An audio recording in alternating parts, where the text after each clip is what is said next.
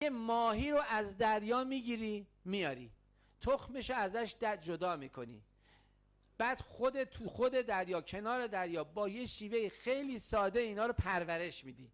در یه حدی که بزرگ شد رها میکنی توی دریا، اینا بزرگ میشن، اکوسیستم دریا هم به هم نمیخوره. بعد از مدتی میری دوباره چیکار میکنی؟ صید میکنی میخوری. اینو میگن غرب علمی.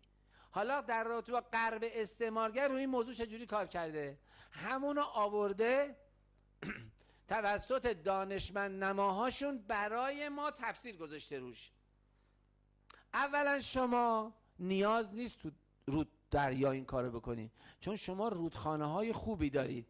اینو تو مسیر رودخانه انجام بدین اقتصادی تره. یک.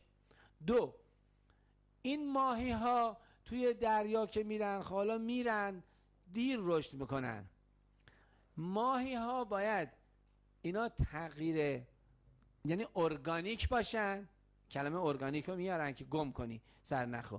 اینا باید ارگانیک باشن، یعنی ژن خوک توش باشه که هر کثافتی رو بخوره، بعد کانسروژن بشه، سرطانزا باشه، بعد باید اینجوری بشه که گوشت بیاره که بصرفه. خب اینو میارن چیکار میکنن؟ از این ور توسط عواملشون هم مجوز میدن که بیان تو رودخانه ها این کارو بکنن. هدف چیه؟ هدف این چقدر قشنگ میزنن.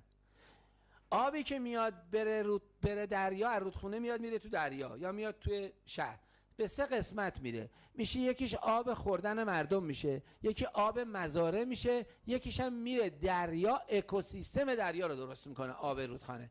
چون اینها توسط سموم و کود شیمیایی توانستن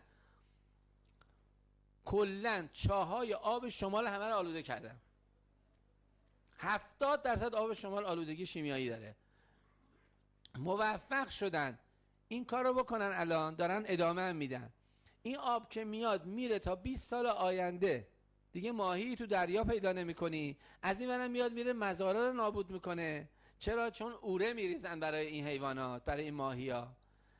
آب آلوده، خود آب خوردنت هم آلوده میکنه، ماهیش هم که میخوری سرطان میگیره. اینو بهش میگن غرب استعمارگر. ما مخالف نیستیم. بعد میگن اونجا هم ماهی پرورش میدن، اونجا هم ماهی پرورش میدن. ما که نگفتیم نمیدن که. آقا بیا پرورش ماهی ارزشی را بنداز.